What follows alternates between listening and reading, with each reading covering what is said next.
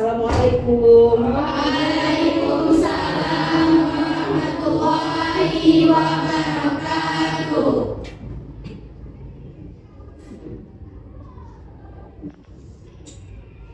Apa kabar anak-anak hari ini? Alhamdulillah, luar biasa. Allahu Akbar. Alhamdulillah. Berarti untuk hari ini kalian sehat-sehat semua. Allah telah memberikan kesehatan kepada kita semua untuk bisa berkumpul berjumpa di sekolah kita yang sangat kita sayangi ini, sangat kita cintai ya. Baik, berikutnya sebelum kita mulai pelajaran, coba dilihat dulu ada periksa dulu kebersihan kelasnya. Lihat ada yang kotor, bisa diambil, dibuang ya.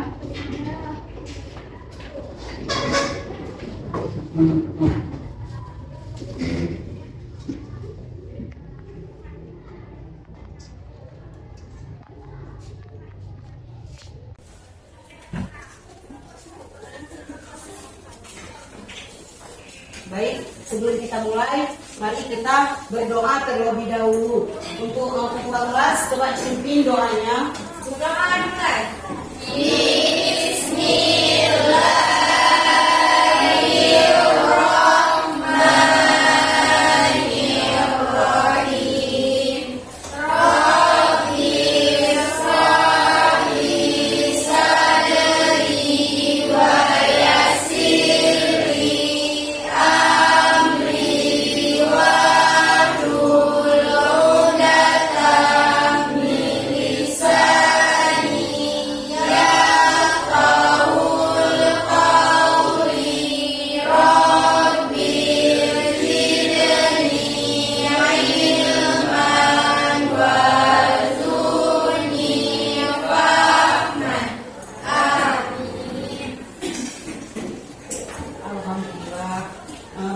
Sebelumnya Ibu mau absen dulu ya. Siapa yang nggak datang hari ini?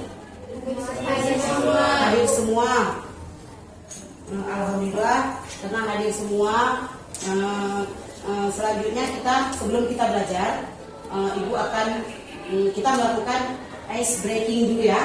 Sebelum ini, baik. Sebelumnya kita akan melihat konsentrasi dari anak-anak Ibu semua. Sebelumnya kita mulai ya. Untuk konsentrasi kita tepuk 4 kali ya, konsentrasi itu ya. Terus dah mulai 1, 2, 3 Konsentrasi. ya, sekali lagi Konsentrasi. oke. Baik anak-anak, jadi di sini Ibu akan melakukan 3 pilihan. Untuk sebelah kiri 2 barisan, terus untuk sebelah kanan 2 barisan, dan satu tengah 1 baris. Sebelah kanan A, sebelah kiri I, di tengah U ya. Nah, jadi coba konsentrasinya ya. 1, 2, 3 A, I, U. Aku lemah sekali. Coba suaranya yang gede dikit, 3 orang ya. Dah, ulang ya sekali lagi. 1, 2, 3 A, I, A, U, A, I, A, U. Oke, tepuk tangan semua.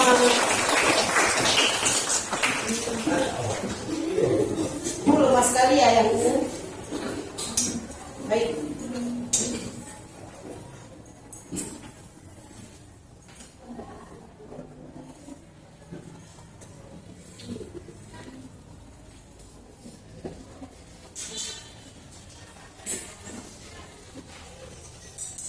Oke, kita akan mulai ke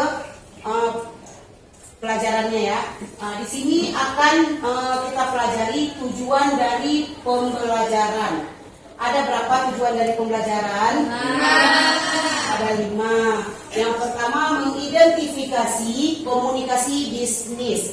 Nah, dari tujuan pembelajaran ini ada mengidentifikasi komunikasi bisnis. Terus yang kedua, menguraikan unsur-unsur komunikasi bisnis. Nah, yang keduanya menguraikan dari unsur-unsur komunikasi bisnis. Terus yang ketiganya mengklasifikasi jenis komunikasi bisnis. Yang ketiganya kita akan mengklasifikasi jenis dari komunikasi bisnis. Terus untuk keempatnya melakukan komunikasi verbal dan komunikasi non-verbal. Untuk yang kelimanya menggunakan etika dalam berkomunikasi. Ini yang sangat penting ya. Ini adalah etika kita berkomunikasi. Terus selanjutnya, di sini ibu akan mendorong kalian untuk melihat seberapa ini tahunya kalian untuk pelajaran ini. Coba diperhatikan dulu gambar di bawah ini. Gambar yang pertama, ada gambar yang kedua, dan ada gambar yang ketiga. Ibu akan tanyakan ini. Coba dilihat dulu dari gambar pertama. Apa ini gambar pertama? Coba ada yang bisa dijawab? Ada Bu. Ya, coba Aisyah. Seorang pembisnis wanita dan pembisnis pria yang sedang melakukan komunikasi. Ya, jadi di sini di mana kita tanda dia memakai baju dinas ya, baju jas. Jadi seorang pembisnis wanita dan pembisnis pria sedang melakukan komunikasi, menyampaikan informasi atau pesan ya. Terus untuk gambar yang kedua, siapa ada yang bisa jawab? Ya, itu coba silakan.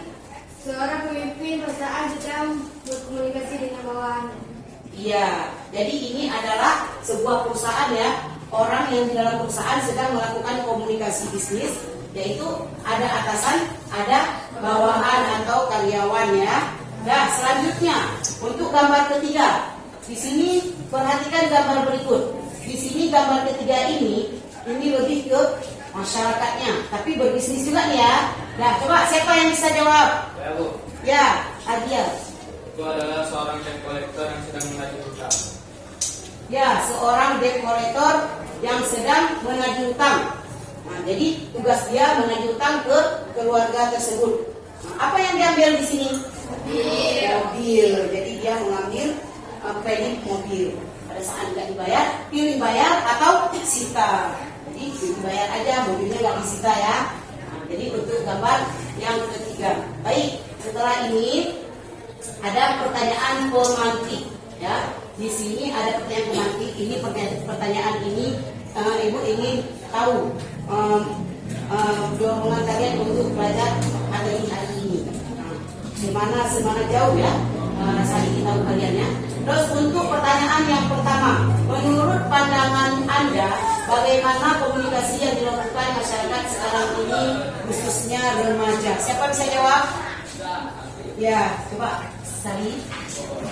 Menurut saya, anak remaja zaman sekarang cara berbicaranya sudah mulai menghakimi lawan atau papasan sosial. Iya, betul sekali ya. Untuk jawaban Sari, beri tepuk tangan dulu. Jadi dari jawabannya tadi, memang sudah banyak di kalangan masyarakat remaja sekarang berbicara itu sudah kurang norma-normanya, ya sudah ada rasa yang kurang sopan gitu ya. Nah, terus untuk yang kedua, apakah menurut Anda handphone atau gadget berpengaruh pada gaya berbicara teman atau lingkungan di sekitar Anda? Ada yang bisa? Dan kita coba.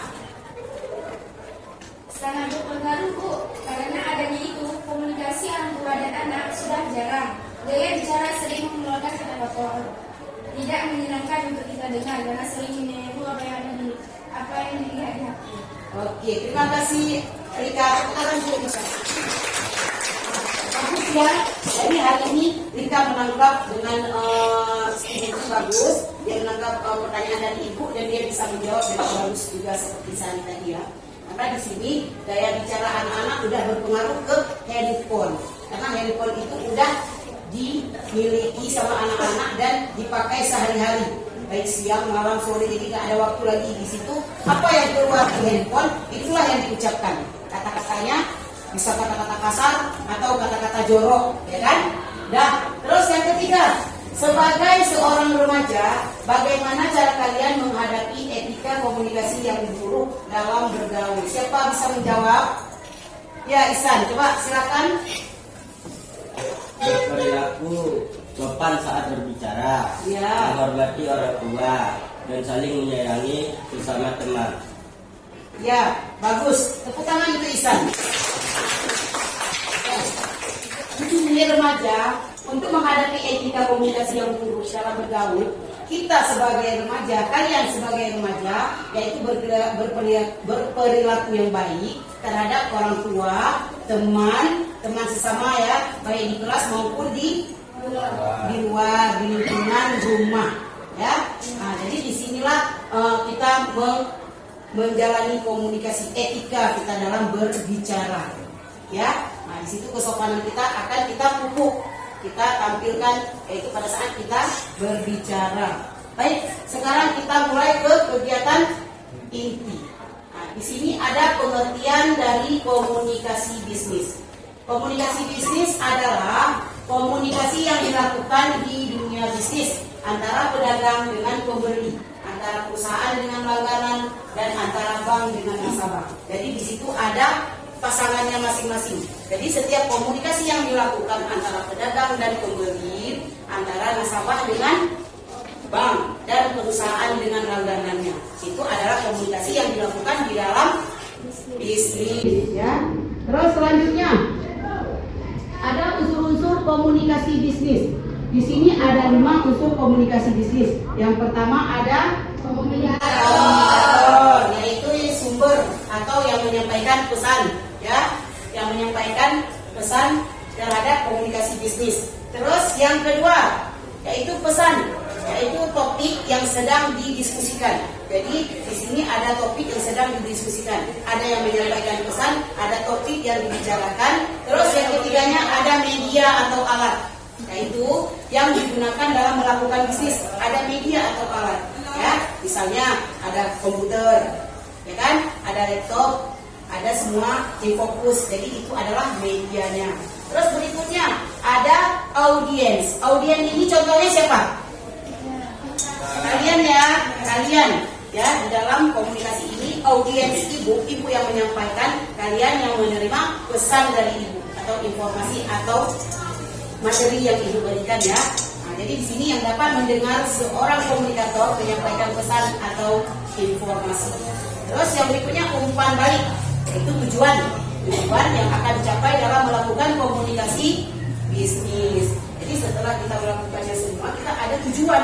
Jadi ini tujuannya untuk apa kita belajar, ya kan? Ada tujuannya kan? Yang guru masuk ke kelas memberikan informasi, kalian mendengar, kalian mencerna, kalian berpikir kritis, sehingga kalian mempunyai tujuan. Saya bisa belajar sehingga saya lulus dan saya bisa kuliah jadi saya bekerja, ya kan?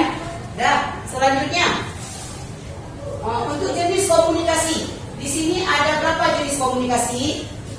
Ada 3 ya, ada 3 jenis komunikasi. Yang pertama, komunikasi horizontal, yaitu komunikasi yang dilakukan oleh 2 orang atau lebih yang memiliki level yang sama, jabatan, antara penjabat dengan penjabat. Kalian gitu juga antara guru dengan guru, antara kepala sekolah dengan kepala sekolah. Ini adalah komunikasi horizontal. Terus berikutnya komunikasi verbal, yaitu proses penyampaian informasi dari atasan ke bawahan atau sebaliknya, dari guru ke siswa, dari siswa ke guru, dari kepala sekolah ke guru, guru ke kepala sekolah, ya, dari atasan ke bawahan atau dari bawahan ke atasan. Terus yang ketiganya komunikasi diagonal, komunikasi yang berlangsung dari satu pihak ke pihak lain dalam posisi yang berbeda, di mana kedua pihak tidak berada pada jalur yang sama. Ini yang ketiga ini bisa kita gunakan, ya kan, untuk berbisnis, ya kan, antara si pelanggan sama si pembeli. Jadi antara bos dengan karyawan, gitu, ya kan. Nah, di sini struktur yang berbeda, ya. Dah, selanjutnya bentuk-bentuk komunikasi. Bentuk-bentuk komunikasi. Ada berapa bentuk komunikasi? 2. Ada 2. Coba Reva, apa aja bentuk komunikasi? Mana Reva? Bentuk komunikasi apa aja? Agial? komunikasi yang disampaikan secara lisan. Untuk bentuk komunikasi itu ada dua, komunikasi non verbal dan komunikasi non verbal. Ya, jadi bentuk komunikasi ada dua. Yang pertama ada komunikasi verbal dan komunikasi non verbal. Komunikasi verbal gimana? Komunikasi yang disampaikan secara lisan atau secara langsung, ya, secara langsung, secara lisan. Kamu mau kemana? Oh, saya ke sini. Ataupun lewat surat. Saya sedang menunggu kamu di sini. Kamu di mana? Oh, saya juga menunggu kamu di sana, gitu ya kan? Nah, itu bisa secara langsung melalui lisan atau tulisan ya. Nah, terus contohnya seperti radio, televisi, HP. Ya, terus untuk komunikasi nonverbal, komunikasi yang dilakukan tanpa kata-kata, secara tidak langsung. Contohnya menggunakan bahasa tubuh, bisa jadi menunjuk atau berkedip, melambaikan tangan. Kalau objek bisa jadi pakaian, sepatu, rambut atau makanan ya. Nah, jadi di situ bisa komunikasinya secara tidak langsung. Misalnya nih, si rival mau ngomong sama si Adia, kan nunjuk, tapi dengan bahasa dia berkomunikasi tanpa mengeluarkan suara. Nah, berarti itu tandanya si yang rival ini melihat, oh berarti saya dipanggil, kamu lagi dipanggil gitu ya kan. Nah, jadi itu komunikasi yang dilakukan secara non verbal, yaitu secara tanpa kata-kata, secara tidak langsung ya. Selanjutnya etika komunikasi. Di sini ada etika komunikasi. Untuk etika komunikasi, aturan yang mengatur cara perusahaan berkomunikasi dengan berbagai pihak, termasuk pelanggan, karyawan, pesaing, dan pemerintah. Di sini ada etika kita dalam berkomunikasi bisnis. Kenapa? Kita dalam berbisnis tidak bisa mengeluarkan kata-kata yang kasar, ya kan? Misal kita seorang pembeli, kita suruh beli nih. Beli barang saya. Kalau kamu nggak mau beli barang saya, kamu jangan lewat lagi dari sini. Nah, bisa nggak kita ngomong seperti itu? Nggak bisa. Itu etika kita pembeli. Silakan beli bu. Malah pembeli begitu sudah buka barang kita, dicampak pergi, ya kan? Tapi kita sebagai penjual tidak boleh marah. Itulah etika kita pembeli. Dengan suara kita yang ramah, terus ramah tamah, terus lembut. Habis itu, oh nggak jadi bu, oh ya udah bu nggak apa-apa, gitu kan? Walaupun ibu merasa kesal, gitu kan? Tapi kan dikasih nampak. Disitulah etika kita dalam berbisnis, ya. Nah, terakhir di sini ibu akan memberikan pertanyaan. Ibu akan mencoba. Ini kan seluruh materi sudah diberikan. Selanjutnya ibu akan memberikan kesempatan kepada kalian. Ada yang mau bertanya? Coba Iza.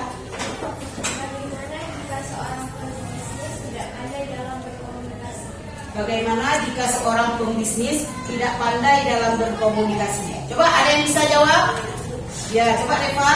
Mereka merasa kesulitan untuk berinteraksi dengan orang-orang di sekitarnya, baik dalam pihak internal organisasi maupun dalam pihak eksternal organisasi.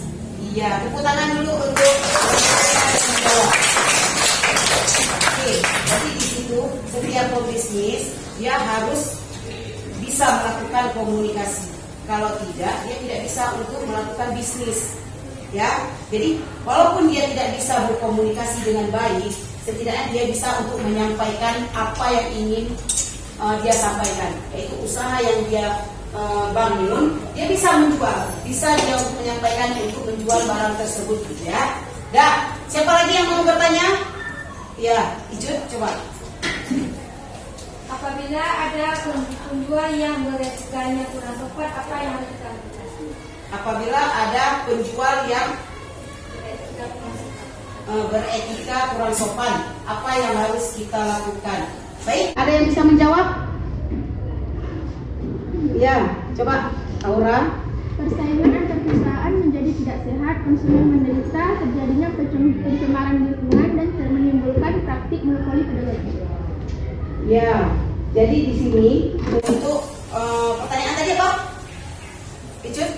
Apabila ada penjual yang beretikanya kurang sopan, apa yang harus kita lakukan? Ya, jadi apabila ada seorang penjual tapi etikanya tidak bagus, tidak sopan dengan pembeli, apa yang harus kita lakukan? Di sini yang harus kita lakukan yaitu kita menghindar, ya, menghindar. Lebih bagus kita menghindar daripada kita menjawab atau mengikuti alur yang dimainkan oleh si pembeli tadi.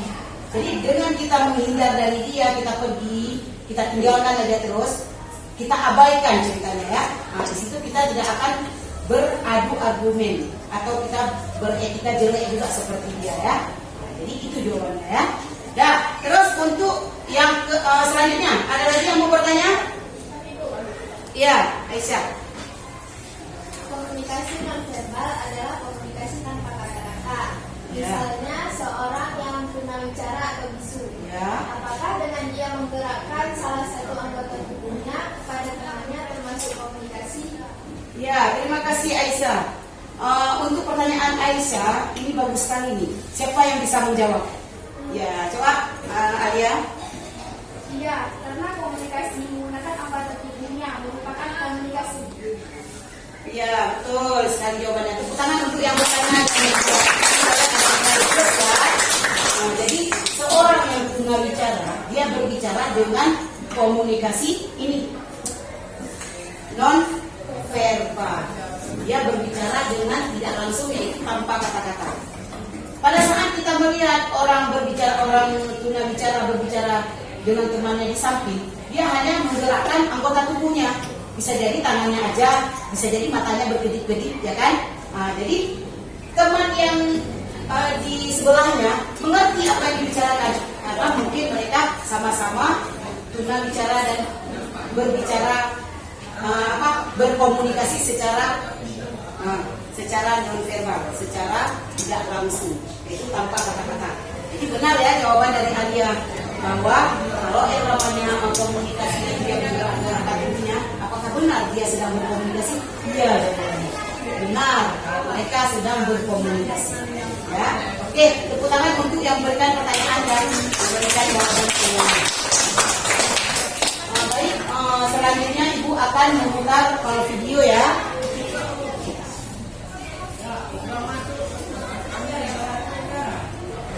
Sekarang kita akan memutarkan video untuk etika dalam berbisnis ya. Silakan kalian menonton video ini ya.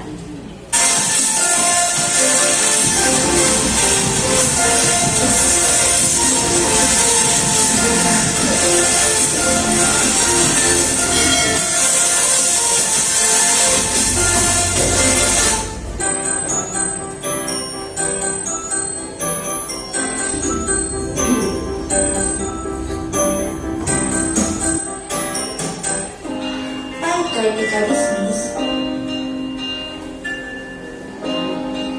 Pengertian etika sendiri diambil dari bahasa Yunani kuno, yaitu ethos, yang berarti kebiasaan atau adat, akhlak, watak, perasaan, sikap, dan cara berpikir.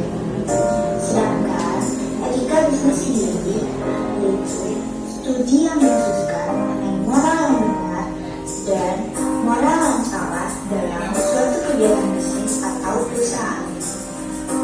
Perusahaan harus memiliki budaya dan etika yang baik agar perusahaannya maju.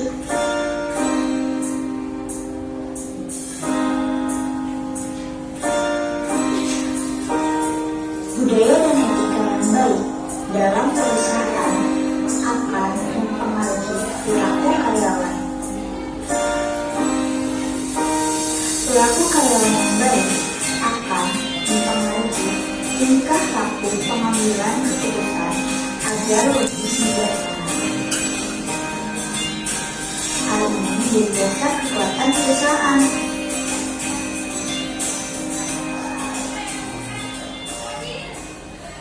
Contoh perusahaan yang adalah perusahaan Telkom Indonesia. Telkom Indonesia adalah perusahaan informasi komunikasi yang menyediakan jaringan telekomunikasi di Indonesia.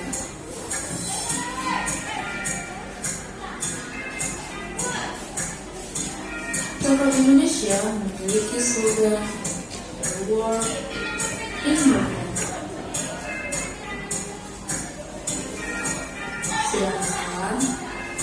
Budaya Telkom bernama Telkom Break.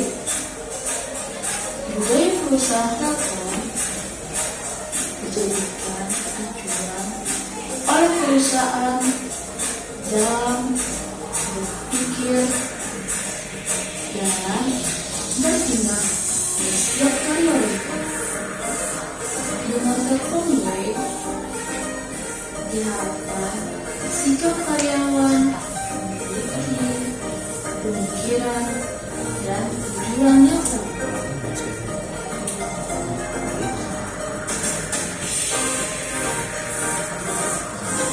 Penetapan budaya perusahaan Telkom mengacu pada konsep pengelolaan Telkom Group yang dikenal dengan 8S itu 8S adalah spiritual value, style, serve value, strategi, staff, skill, system, and structure.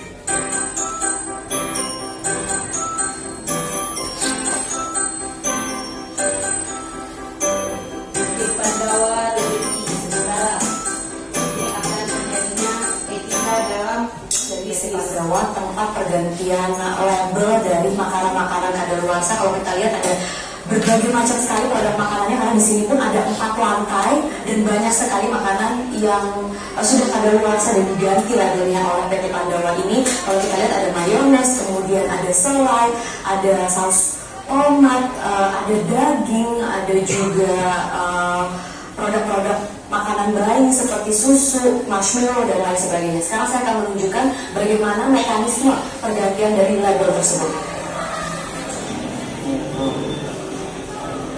Untuk proses pergantian label sendiri berbeda produk, berbeda pula mekanismenya. Kalau untuk produk dengan botol plastik seperti ini, mereka cukup melepas yang asli, kemudian mereka akan membuat dengan warna dan tulisan yang sama, dan menempelkannya kembali hanya cukup mengganti tanda kadaluarsanya. Kalau untuk produk kaca seperti ini dari botol kaca, ini mereka harus menghapus tulisan botolnya terlebih dahulu. Mereka akan menghapusnya dengan cairan M3, kemudian mereka cukup menembakkan tulisannya dengan alat ini, dan ini tintanya, kemudian mereka langsung dapat menembakkan tulisannya dengan mirip, sehingga kita konsumen sulit membedakan mana yang asli dan mana yang sudah diganti begitu tanggalnya. Kalau untuk bungkus plastik seperti ini juga sama dengan botol kaca, dihapus dan ditembak dengan tinta begitu.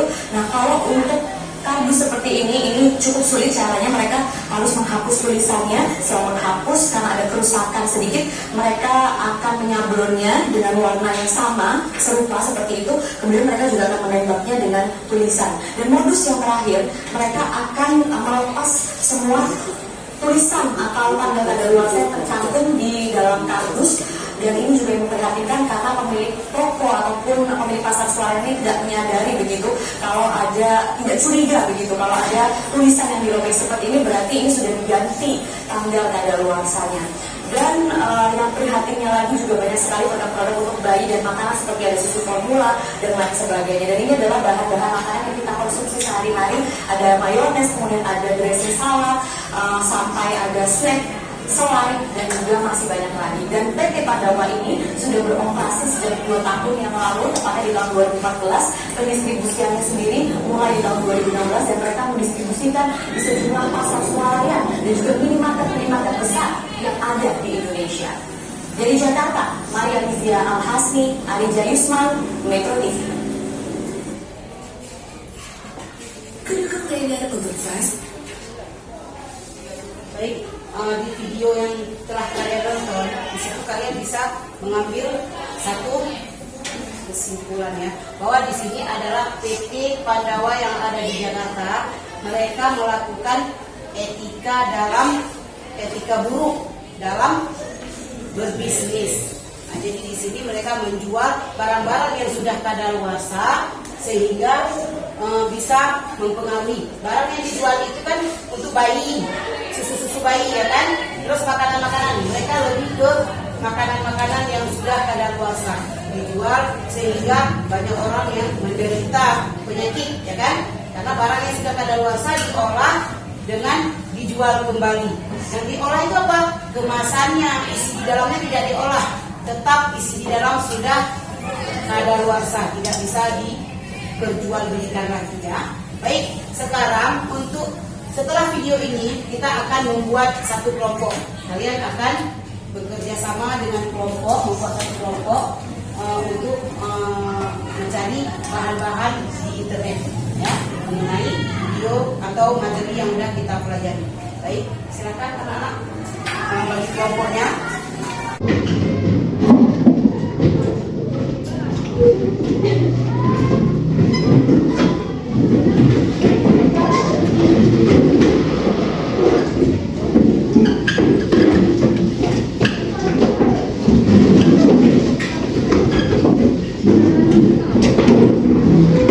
Baik, anak-anak, Ibu akan membagikan RKPD kepada setiap kelompok ya.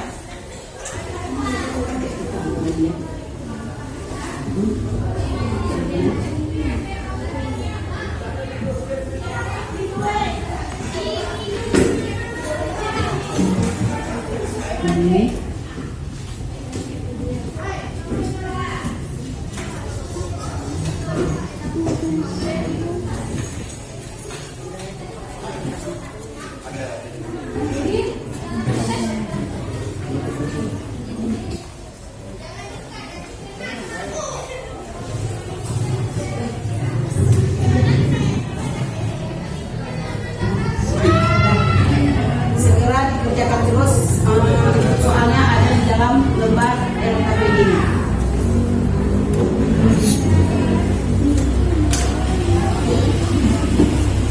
Udah, untuk waktunya 20 menit ya.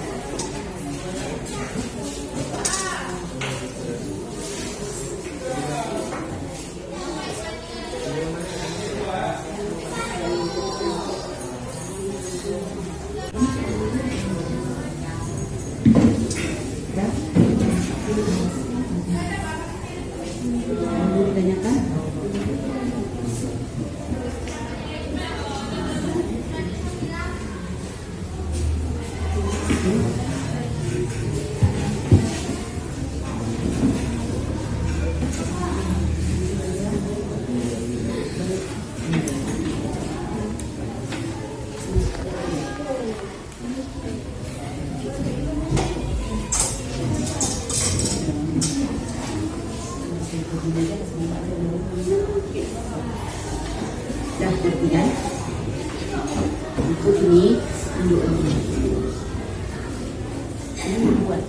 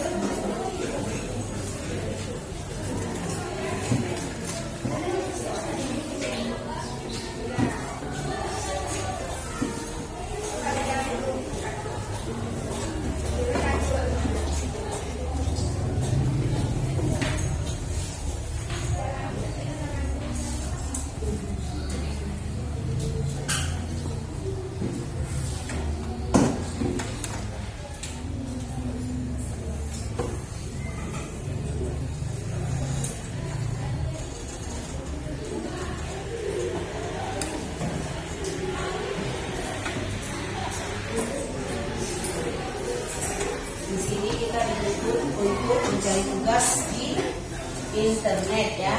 Jadi tugas yang kalian cari jawabannya ada di dalam ini ya. Ada beberapa soal yang harus dijawab. Terus nanti di sini adanya kerjasama. Ibu menilai juga kerjasama dari kelompok. Ada yang mencari dan ada yang menulis ya.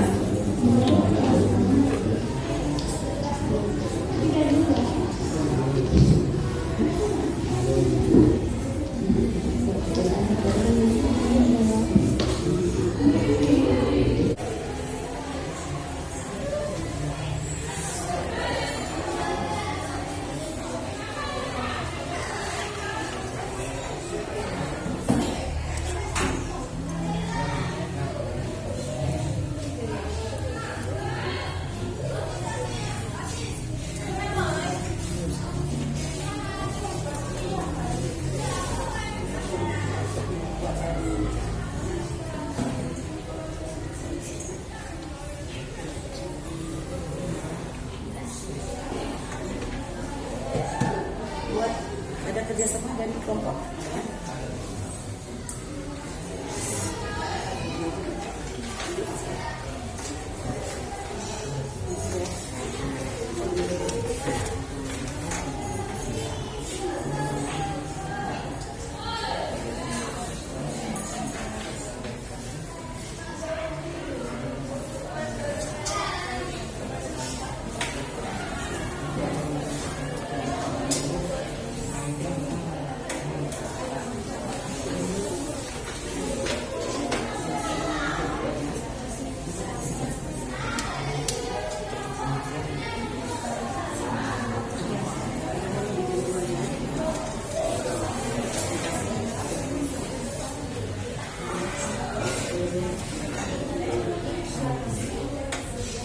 Baik, anak-anak sudah selesai? Kalau sudah selesai, jadi kalian akan mempresentasikannya ke depan dan nanti akan dibuka sesi tanya jawab ya. Dah, siapa kelompok siapa dulu yang maju? Ya, oke. Untuk kelompok satu silakan. Assalamualaikum warahmatullahi wabarakatuh. Waalaikumsalam warahmatullahi wabarakatuh. Kami dari kelompok 1 ingin mempresentasikan hasil kerja kelompok kami. Baik, jawaban pertama. Joko Purwanto, MBA dalam buku Komunikasi Bisnis adalah komunikasi yang digunakan dalam dunia bisnis yang mencakup berbagai macam bentuk komunikasi, baik komunikasi verbal maupun komunikasi non-verbal untuk mencapai tujuan tertentu. Komunikasi bisnis menurutkan, yaitu komunikasi adalah adanya pertukaran ide, pesan, dan konsep yang berkaitan dengan pencapaian serangkaian tujuan komunikasi. Komunikasi menurut Rosenthal, yaitu komunikasi bisnis adalah pertukaran ide, opini, informasi, dan sejenisnya yang tidak dikemukakan baik secara personal ataupun personal melalui simbol atau tanda untuk mencapai tujuan perusahaan. Jawaban nomor 2. Salah satu perilaku nonverbal adalah gerakan tubuh atau perilaku kinetik. Kelompok ini meliputi isyarat dan gerakan serta mimik. Jawaban nomor 3. Gangguan mekanik, gangguan semantik, kepentingan, komunikasi, prasangka. Ada yang ingin bertanya? Ya, silakan untuk kelompok 2. Kami kelompok 2 ingin bertanya, hal apa saja yang dapat menjadi hambatan dalam berkomunikasi?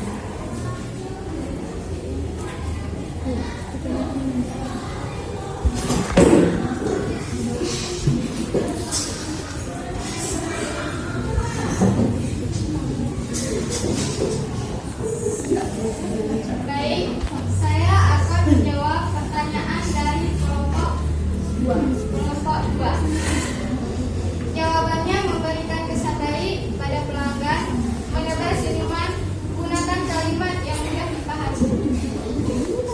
Ya, gimana kelompoknya?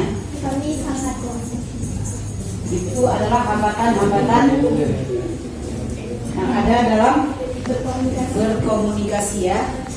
Sudah. Ada yang ingin bertanya lagi? Ya, silakan kelompok 4.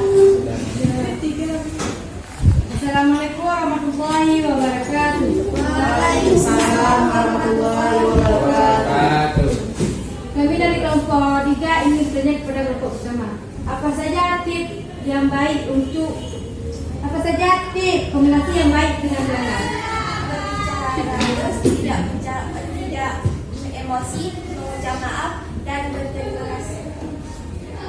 Berbicara halus, tidak emosi, meminta maaf dan berterima kasih. Oke, bagus ya untuk pertanyaan dan jawaban dari kelompok 1 ke kelompok 3. Sekian presentasi dari kelompok kami. Mohon maaf jika ada kesalahan. Kami akhiri. Assalamualaikum warahmatullahi wabarakatuh. Waalaikumsalam warahmatullahi wabarakatuh. Tepuk tangan untuk kelompok 1. Dan selanjutnya untuk kelompok 2 untuk maju ke depan untuk presentasikan tugas kelompoknya.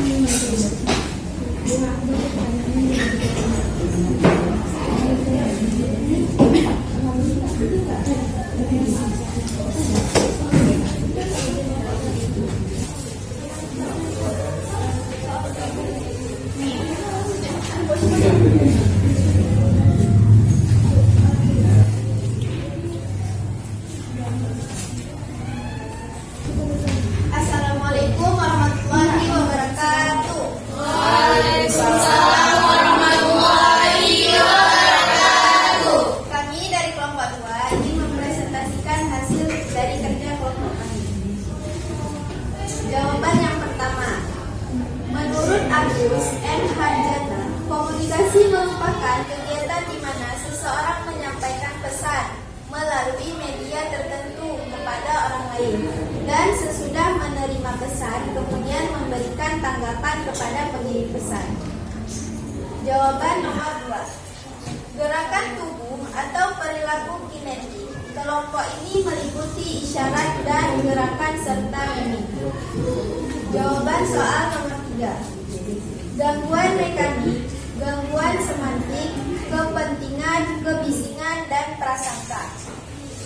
Baik, itu tadi dari hasil kerja dari kelompok kami. Apabila ada yang kurang paham, boleh ditanyakan. Baik, siapa yang mau bertanya silakan. Ya, dari kelompok 3. Kami dari kelompok 3 ingin bertanya kepada kelompok 2. Bagaimana cara menarik pelanggan baru? Bagaimana cara menarik pelanggan baru?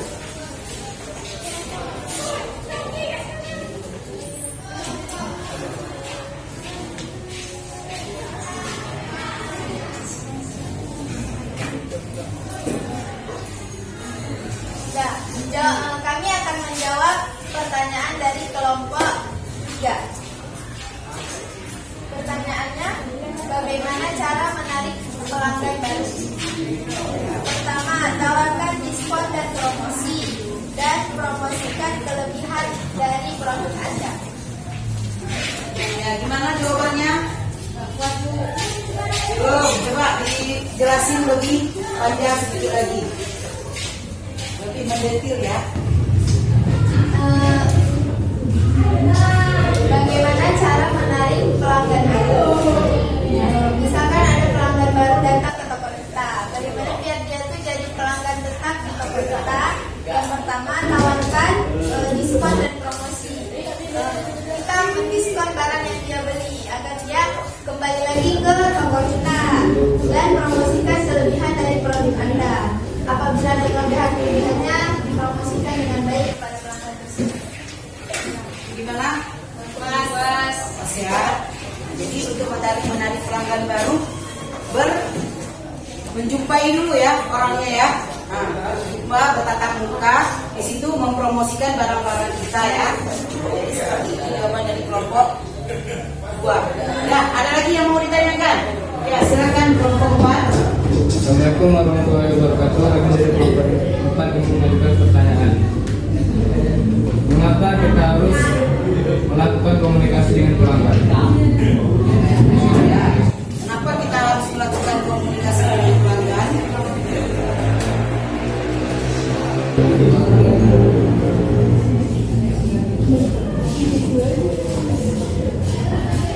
Baik, kami akan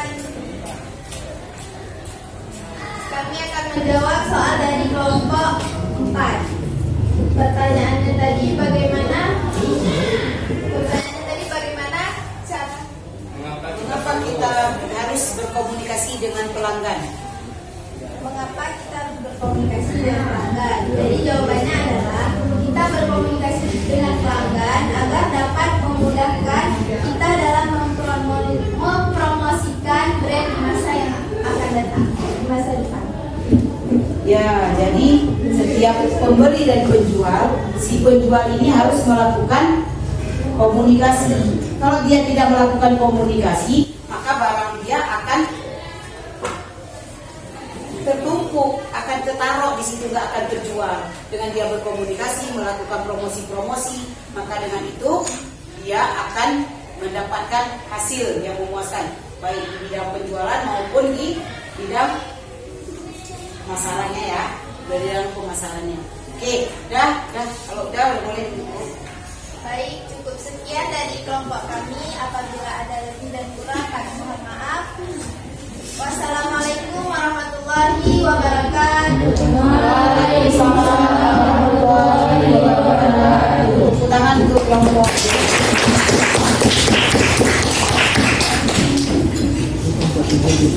Ya, silakan untuk kelompok berikutnya.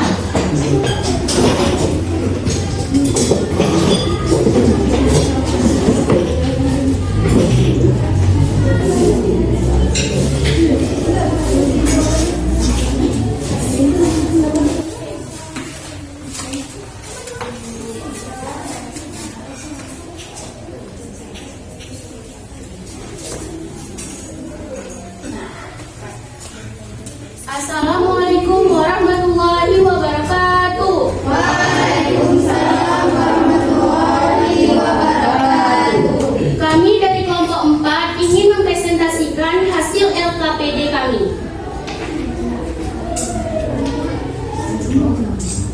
Pertama, apa pengertian komunikasi bisnis menurut beberapa ahli? Minimal 3 pengertian. Kemudian berikan 1 kesimpulan menurut kalian. Jawaban nomor 1, Rogers dan D. Lawrence indicate komunikasi adalah suatu proses di mana 2 orang atau lebih membentuk atau melakukan pertukaran informasi dengan satu sama lainnya, yang pada gilirannya akan juga pada saling pengertian yang mendalam. Leksikografer mengatakan komunikasi adalah upaya yang bertujuan berbagi untuk mencapai kebersamaan. Jika 2 orang berkomunikasi, maka pemahaman yang sama terhadap pesan yang saling dipertukarkan adalah tujuan yang diinginkan oleh keduanya. Profesor Dr. Alo Liliweri mengatakan komunikasi adalah pengalihan suatu pesan dari suatu sumber kepada penerima agar dapat dipahami. Kesimpulan dari kelompok kami adalah komunikasi adalah sesuatu yang dipakai di dalam dunia bisnis, yang termasuk berbagai macam bentuk komunikasi, baik verbal maupun non-verbal, untuk mencapai tujuan tertentu. Kedua, apa perilaku komunikasi non-verbal atau bahasa tubuh?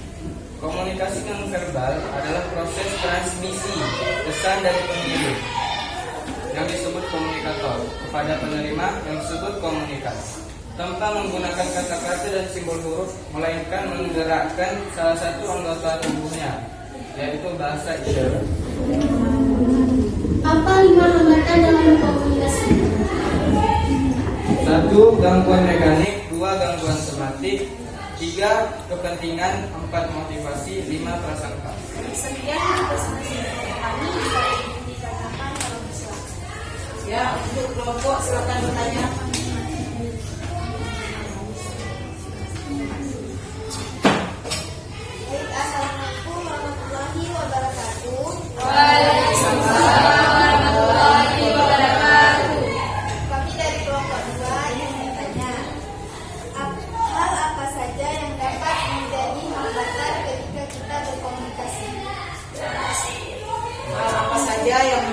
hambatan ketika kita berkomunikasi.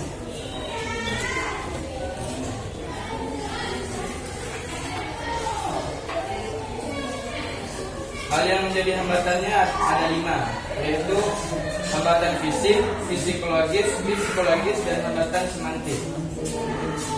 Apakah sudah puas? Puas. Ada kelompok yang ingin bertanya lagi? Assalamualaikum warahmatullahi wabarakatuh. Waalaikumsalam warahmatullahi wabarakatuh. Kami dari kelompok 1 ingin bertanya, strategi apa yang dapat digunakan untuk menarik pelanggan? Strategi yang dapat digunakan untuk menarik pelanggan.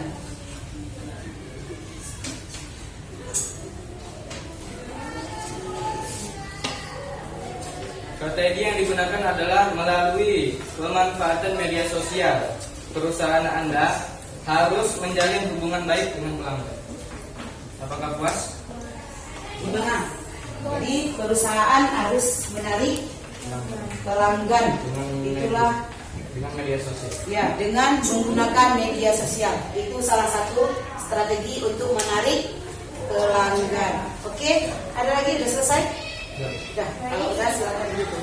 Baik, sebelum presentasi mereka kami yang tidak berinteraksi lagi, kami akan menutup presentasi ini dengan Assalamualaikum warahmatullahi wabarakatuh. Waalaikumsalam warahmatullahi wabarakatuh.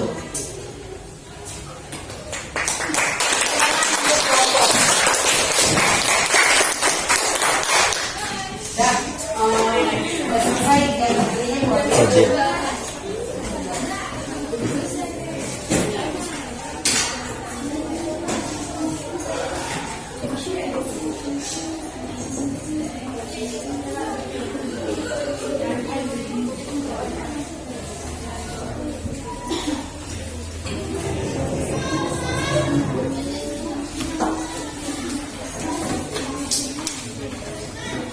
kelompok ya.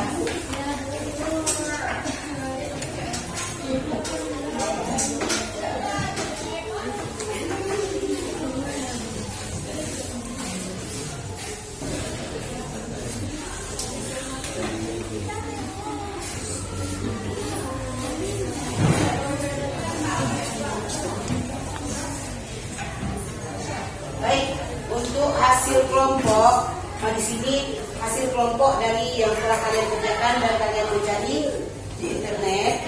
Hasil dari LKPD ini itu akan mengumumkan hasil akhirnya ya.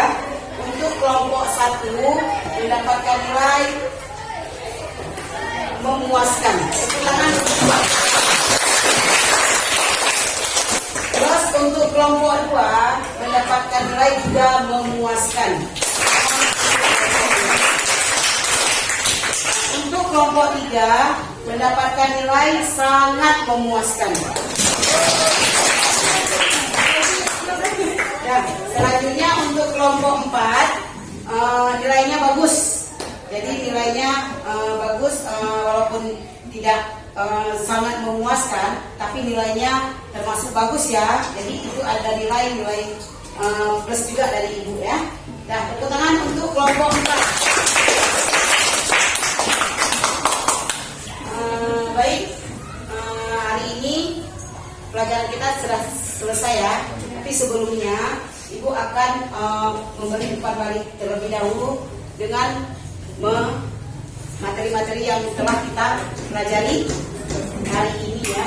Jadi di sini kita telah mempelajari materi tentang komunikasi bisnis yang arti atau pengertian dari komunikasi bisnis. Terus selanjutnya kita tadi ada mempelajari mengenai unsur-unsur dari komunikasi bisnis dan tipe-tipe dari komunikasi bisnis atau jenis dari komunikasi bisnis, yaitu yang adanya horizontal, vertikal, dan diagonal.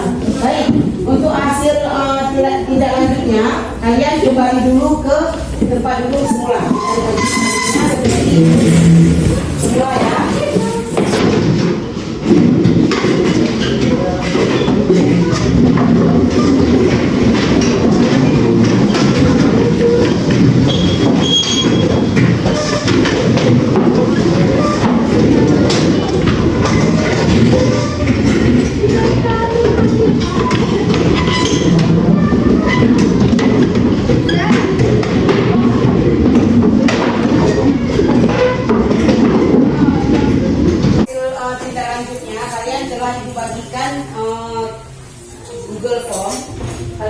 menjawab dua pertanyaan dalam dulu. Itu sudah Ibu kasih ke udah Ibu kirim ke HP galeri yang nanti. Silakan untuk mengerjakannya. Waktunya 20 menit. Silakan Ibu mengerjakannya.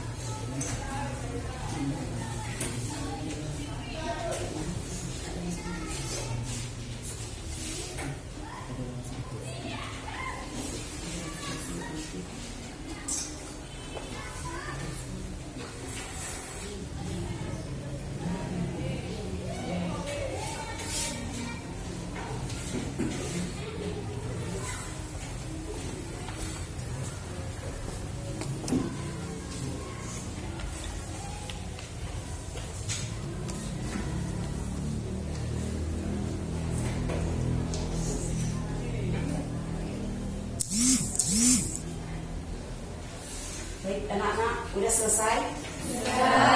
Sudah selesai semua?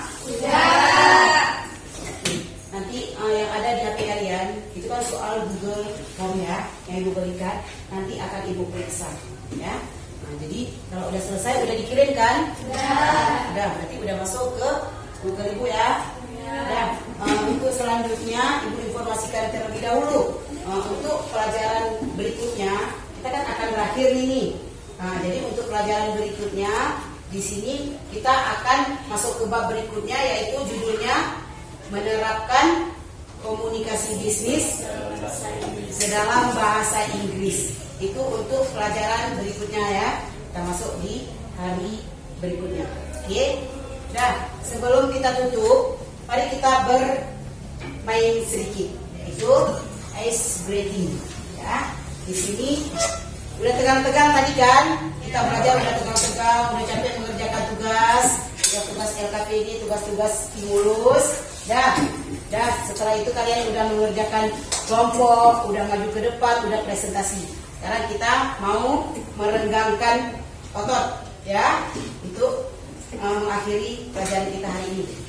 Sekarang kita akan membuat tepuk siang, tepuk pagi, tepuk siang, sama tepuk malam. Kalau ibu bilang tepuk pagi, kalian tepuknya sekali.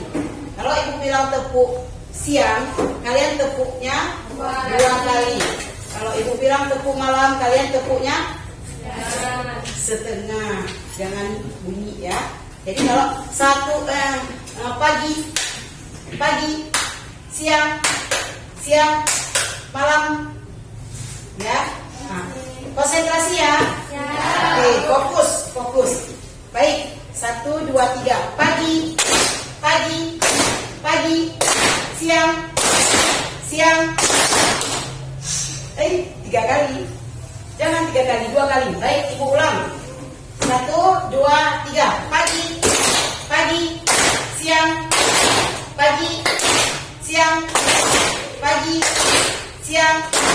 siang, malam. Iya. Ibu ulang sekali lagi. Udah mantap ya, tepuk tangan dulu. Berarti fokusnya hari ini alhamdulillah sangat luar biasa. Tapi nggak apa-apa, kita ulang sekali lagi untuk merefleksikan tangan kita yang sudah tegang-tegang tadi ya. Udah capek tadi. Baik, sekali lagi. Pagi, siang,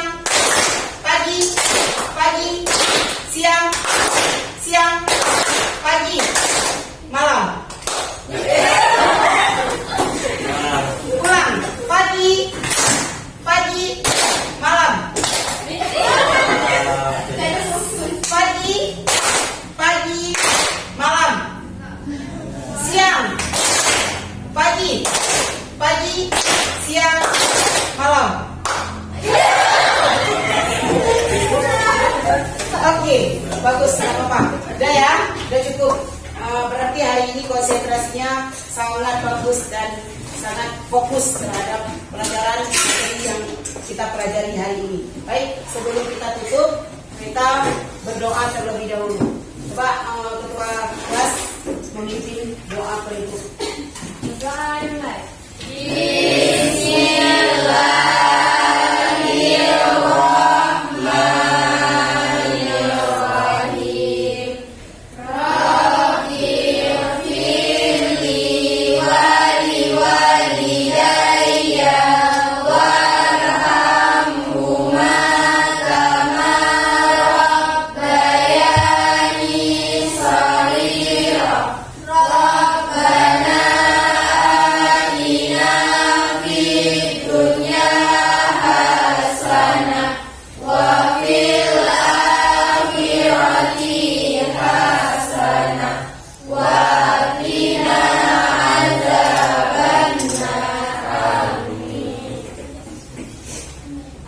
Baik anak-anak, untuk pelajaran hari ini kita akhiri mengucapkan wabillahi taufiq wal hidayah. Wassalamualaikum warahmatullahi wabarakatuh.